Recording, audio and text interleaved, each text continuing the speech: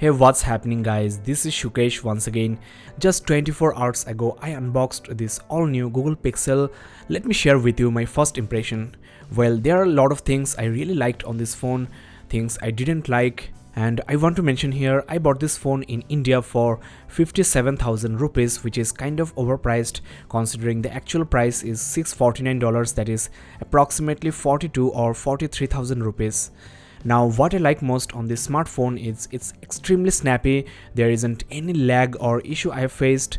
The apps open quite fast actually, though I faced a bug while moving a folder, but that's now fixed. Overall this is an extremely fast device, and as you know, you are getting Android 7.1 out of the box as it's a Google phone.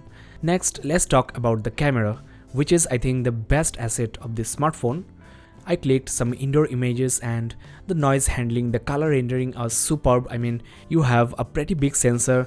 There is also face detection and laser autofocus, which is extremely fast and also sharp. Though the maximum aperture is f2.0, I really don't mind considering you have a very big sensor. I will make some in-depth camera comparisons with iPhone 7, S7 Edge and OnePlus 3, so keep in touch. Now I want to be honest with you guys, there are a few things I didn't like on this smartphone. For example, this phone actually overheats, especially this glass part and the top bezel. I checked, the temperature goes as high as 42 degrees Celsius even when I'm not playing any game, just using the camera or browsing the web using some apps. As you can see, the battery level goes down drastically, especially in the camera mode, and I think the battery level also depletes in standby mode as well. Considering my experience, I think this phone can manage 10 or 12 hours of backup on moderate usage. The handling, the build quality of this phone is top class. This phone is built like a tank, as I mentioned before on my unboxing.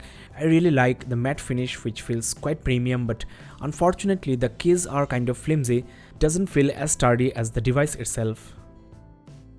Next, I want to quickly talk about the display.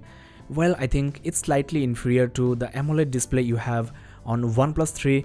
The brightness level is less and there is also slight tint on the white level as well. The display is of course not bad, but I'm coming from OnePlus 3, so I cannot but notice the difference.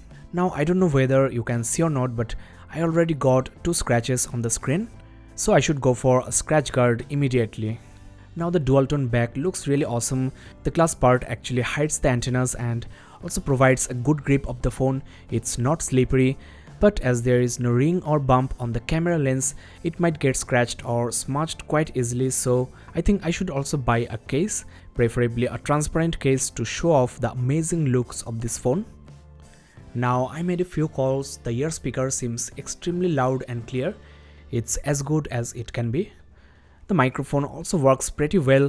The loudspeaker is also decently loud, but it could be louder. Now, just like the Motorola smartphones, you have the power key above the volume rocker, and I don't know whether you will agree with me or not, but I think volume rocker is less used than power key. I need the power key just under my thumb every time I want to turn on the screen or off. On the Pixel XL, I think this could be a bigger problem. Well, all of these are my personal opinion, you can always disagree, but one thing I have to admit, this smartphone is extremely powerful.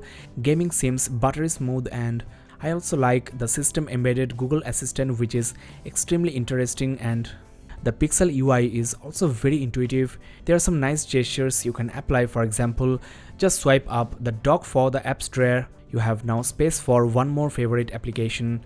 Pressing and holding an app will bring you some frequently used options, but you cannot just swipe up to go to that setting, unlike 3D touch. I think at least on the home screen, Google could give us this option. One thing worth noticing, though you have all the apps rounded, the third-party apps are just like before. Now, as you know, you can just swipe down the fingerprint sensor to get the notification window. This looks extremely handy. You don't have to reach out for the top of the smartphone, but I have to actually get used to this. I have accidentally swiped the sensor a number of times, but still it's a great feature. Kudos to Google for thinking out this. Well friends, that's all in this very short video. This smartphone will be my daily driver for a couple of months. I will upload a series of videos, update you from time to time, so make sure you are subscribed. You can check the description below for more interesting videos on Google Pixel, iPhone 7, S7 Edge and also OnePlus 3. That's all for today. Thanks a lot for watching. This is Shukesh signing off. Have a nice day.